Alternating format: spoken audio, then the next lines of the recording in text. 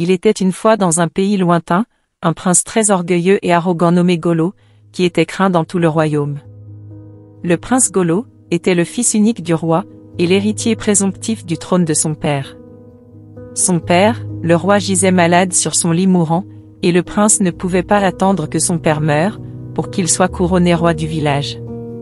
Il a utilisé son pouvoir et son influence, pour opprimer son peuple qui redoutait son prochain règne. Il est même allé jusqu'à utiliser sa position de prince, pour violer certaines jeunes femmes du village, qui n'osaient jamais prononcer son nom, ni dire à personne qu'elles avaient été violées par le prince. Une jeune fille nommée Afi revenait du champ un après-midi, lorsque le prince Golo l'a aperçue, et s'est frayé un chemin avec elle dans les buissons. Il s'est imposé sur Afi, l'avertissant de ne jamais souffler un mot de ce qui était arrivé à qui que ce soit dans le village, et Afi, terrifiée à l'idée de ce que le prince lui ferait, si jamais elle disait à quelqu'un qu'il l'avait violée, rentra chez elle et fit comme si de rien n'était. Plusieurs semaines plus tard, Afi s'est rendu compte qu'elle était enceinte et ne savait pas quoi faire. Sa vieille mère l'a surprise en train de vomir un matin, et lui a demandé qui l'avait mise enceinte, mais Afi n'a rien dit à sa mère, sachant ce qu'une telle révélation ferait à sa famille, et à elle-même. Au fil des mois, la grossesse d'Afi a progressé, et son ventre de femme enceinte était désormais visible.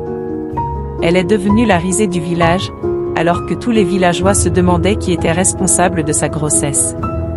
Afi ne pouvait pas croire à quel point sa vie avait changé en un clin d'œil. Sa mère ne lui parlait plus, car elle refusait de révéler l'homme derrière sa grossesse. Cependant, le prince Golo n'a pas ralenti ses vilaines escapades sexuelles, alors qu'il continuait à souiller les jeunes filles du village qui étaient si terrifiées par lui. Il est même allé jusqu'à violer une certaine jeune fille nommée Dada qui devait se marier le lendemain matin. Dada a supplié le prince en disant qu'elle se marierait le lendemain, et qu'elle devait être vierge pour son mari, car sa famille lui avait révélé qu'elle était toujours vierge. Mais le prince Golo n'a pas prêté attention à ses supplications, alors qu'il a décidé de se débrouiller avec elle en lui volant sa virginité. Dada, incapable d'expliquer tout ce qui était arrivé à sa famille, s'est noyé dans la rivière du village. Tout le village a pleuré sa disparition, en se demandant ce qui aurait pu la faire se noyer, le jour de son mariage.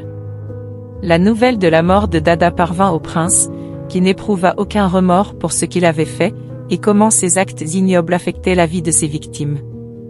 Un soir, alors que le prince Golo se promenait vers le ruisseau du village, il aperçut une très belle jeune fille qui allait chercher de l'eau seule au bord du ruisseau du village. Le prince, sachant qu'ils étaient seuls au bord du ruisseau, se jeta sur la belle jeune fille et la viola. Une fois qu'il eut fini, il remarqua que la jeune fille ne faisait aucune tentative de se débattre ou de crier, ce qui troubla le prince, qui remarqua que la jeune fille s'était transformée en une sirène féroce. Le prince Golo, terrifié par ce qui venait de se passer, s'enfuit de peur alors que son cœur battait plus vite qu'un cheval au galop. Il arriva au palais et remarqua que sa virilité avait disparu, et le prince poussa un cri de terreur. Le prince Golo a décidé de visiter la rivière le lendemain matin, pour implorer la sirène de lui rendre sa virilité. Mais alors qu'il arrivait à la rivière, la sirène était introuvable. Le prince Golo a attendu au bord du ruisseau pendant des heures, mais la sirène n'était nulle part en vue. Il est retourné au palais et ne pouvait pas croire ce qu'il s'était fait. L'état de son père s'aggrava au fil des jours, et le prince commença à paniquer, car il savait que la mort de son père le roi, l'obligerait à prendre une nouvelle épouse, qui devrait lui fournir un héritier au trône. Sachant qu'il n'avait pas de virilité, le prince redoutait ce qui se passerait lorsque les gens réaliseraient que sa virilité avait disparu. Il réfléchit à quoi faire, et décida de visiter la rivière une fois de plus. Cette fois, le prince a apporté plusieurs objets, pour apaiser la sirène qui est sortie de la rivière très enceinte. Le prince Golo n'en croyait pas ses yeux alors qu'il fondait en larmes. La sirène prit la parole et révéla au prince que la grossesse qu'elle portait était la sienne, et qu'il était interdit au prince de prendre une autre épouse, car cela entraînerait sa fin. Elle a révélé qu'elle était désormais sa femme, parce qu'elle était enceinte de lui, et que le prince devrait s'attendre à la naissance de leur enfant dans un avenir proche. Immédiatement, qu'elle finit de parler, elle retourna à la rivière, et le prince Golo se figea sous le choc, car il ne pouvait pas croire qu'il était maintenant marié à une sirène. Le prince Golo retourna à son palais, perdu dans ses propres pensées lorsqu'il fut informé par les gardes du palais que son père, le roi, voulait lui parler. Le prince Golo arriva en présence du roi, et celui-ci l'informa que le moment était venu pour lui de monter sur le trône, et qu'une jeune fille avait été choisie pour être son épouse. Le roi dit alors au prince de se préparer à rencontrer la jeune fille le lendemain soir, et le prince Golo demanda à son père le roi ce qui se passerait, s'il choisissait d'épouser une autre femme. Le roi l'informa que cela lui coûterait le trône. L'épouse choisie par les dieux était une condition importante, pour accéder au trône de leurs ancêtres. Le prince Golo a pensé un instant, qu'il pourrait faire appel à la sirène, comme épouse pour lui permettre de monter sur le trône, mais ses espoirs de le faire un jour se sont anéantis sous ses yeux. Le roi, sentant la tension dans l'air, demanda à son fils quel était le problème et le prince Golo, incapable de le retenir plus longtemps, se mit à genoux et s'excusa auprès de son père le roi, pour tout ce qu'il avait fait. Il a avoué être un violeur, et a raconté comment il avait violé plusieurs femmes du village, dont une sirène qui était maintenant enceinte de lui, et était en possession de sa virilité. Il a révélé comment la sirène l'avait régulièrement averti, de ne jamais épouser une nouvelle épouse, car cela mènerait à sa fin. Il dit à son père qu'il ne pouvait pas épouser la femme, que les dieux avaient choisie pour lui, car la sirène mettrait fin à ses jours. Le roi, en entendant les lourdes confessions de son fils, parut si déçu par son fils qu'il dit qu'il n'y avait pas d'acte sans conséquence. Le trône n'est pas seulement un siège de pouvoir, mais un piédestal de vertu. Le roi demanda alors à son fils comment un homme qui avait les mains souillées, avec de tels actes mauvais, pouvait diriger le même peuple, à qui il avait causé tant de souffrances. Le prince fondit en larmes en disant à son père, qu'il était vraiment indigne du trône. Le roi a alors dit à son fils, qu'il devrait faire face aux conséquences de ses actes, en s'excusant auprès de toutes les femmes qu'il avait violées. Y compris la sirène enceinte, s'il voulait un jour vivre en paix. Cependant, le prince était confronté à la difficulté de se souvenir de toutes les femmes qu'il avait violées dans le passé. Son père, en entendant cela, dit au prince que la seule solution était qu'il se confesse à tout le village, et demande pardon, car c'est seulement alors qu'il serait autorisé à rester dans le royaume. Cependant, la conséquence était que, le prince ne serait jamais autorisé à monter sur le trône, car le trône passerait ensuite à un autre.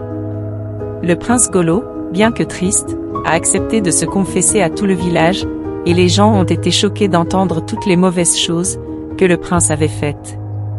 Je me tiens devant vous, non pas comme votre prince, mais comme un homme enchaîné par ses propres erreurs de jugement. Commença Golo, sa voix dépassant à peine les murmures de la foule. J'ai fait du tort à beaucoup de personnes, et mes actions ont jeté des ombres sur notre pays. Aux femmes que j'ai blessées, aux esprits que j'ai offensés, et à la sirène qui porte maintenant mon enfant, j'offre mes plus sincères excuses. Tandis qu'il parlait, le ciel au-dessus de lui semblait s'assombrir, et les eaux de la rivière remuaient. De ses profondeurs émergea la sirène, tenant un enfant dans ses bras alors qu'elle se dirigeait vers le palais. La vue était si terrifiante qu'elle a plongé toute la foule dans le silence. Golo s'agenouilla devant la sirène, lorsqu'il aperçut le bébé dans ses bras. Il n'était pas sûr de ce qui se passerait, lorsque la sirène parla en disant que leur enfant, né à la fois de la terre et de l'eau, servirait de pont entre les deux mondes. Elle a dit à Golo qu'il resterait sur terre et élèverait leur enfant, sans oublier qu'il était marié avec elle. Elle a averti le prince Golo de ne jamais en épouser une autre, en guise de punition pour toutes les choses terribles qu'il avait faites alors qu'elle lui remettait leur fils, et lui rendait sa virilité avant de retourner dans les profondeurs de la rivière. Le roi, entendant tout ce qui se passait sur son lit de malade, envoya sa garde personnelle annoncer au peuple que bientôt le trône serait transmis à un autre, son fils étant indigne d'être couronné roi. Il a déclaré que dans les prochains jours, un nouveau roi serait annoncé, et cette nouvelle a apporté de la joie au cœur du frère unique du roi, Géli, qui était le prochain sur le trône. Géli ne pouvait pas croire qu'il deviendrait bientôt roi, et cette pensée le rendait ivre de pouvoir. Géli a alors commencé à terroriser les gens autour de lui, les forçant à baisser la tête chaque fois qu'il passait devant eux. Il est même allé jusqu'à avertir les villageois, que la façon dont ils avaient été traités par le prince Golo, n'était rien comparé à ce qu'ils vivraient sous son règne. Sa soif de pouvoir l'a rendu aveugle aux vertus du leadership, et ses actions sont rapidement devenues le reflet du passé de Golo. Les villageois, qui venaient d'assister à la chute d'un tyran, commençaient à craindre d'être bientôt sous la coupe d'un autre. Mais ce qu'ils ne savaient pas, c'est que les dieux regardaient. Les dieux envoyèrent un message au roi par l'intermédiaire des principaux prêtres du village, déclarant que ni Golo ni Géli n'étaient aptes à régner. Les dieux ont révélé que l'héritier légitime était un enfant, né d'une certaine jeune fille du village nommée Afi, qui avait été violée par Golo il y a quelques années. Son nom était Devi et les dieux ont révélé comment sa mère Afi travaillait dur pour s'occuper de lui seule, craignant ce qui se passerait si quelqu'un savait que Devi était le fils du prince Golo. Les dieux avertirent le roi que Devi devait être couronné roi le plus tôt possible, pour éviter d'être tué par le frère du roi, Géli. Le roi, sachant à quel point son frère pouvait être dangereux et désespéré, chercha secrètement l'enfant et le couronna roi devant les principaux prêtres et les dieux du pays. Afi ne pouvait pas croire à quel point les dieux lui avaient finalement souri, alors qu'elle devenait désormais la mère du roi. Au moment où Géli a eu vent de l'information, Devi avait déjà été couronné roi, ce qui l'a grandement mis en colère, alors que ses espoirs de devenir roi se sont anéantis sous ses yeux. Géli complota pour tuer le jeune roi Devi. Ses plans furent cependant contrecarrés par la mère du petit roi, Afi, qui montait la garde et protégeait son fils Devi. Géli fut ensuite renvoyé du palais par le roi qui l'avertit de ne plus jamais s'approcher du palais à cause de ses mauvaises actions. Le règne du petit roi Devi commença avec la promesse de paix et la sagesse des dieux qui le guidaient.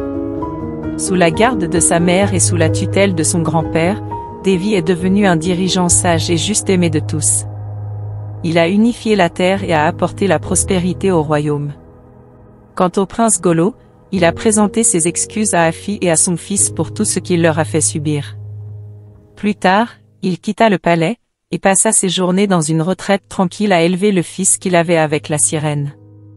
L'enfant, prénommé Vidé, était en effet un pont entre les deux mondes, puisqu'il interagissait parfaitement avec les animaux et les poissons de la mer.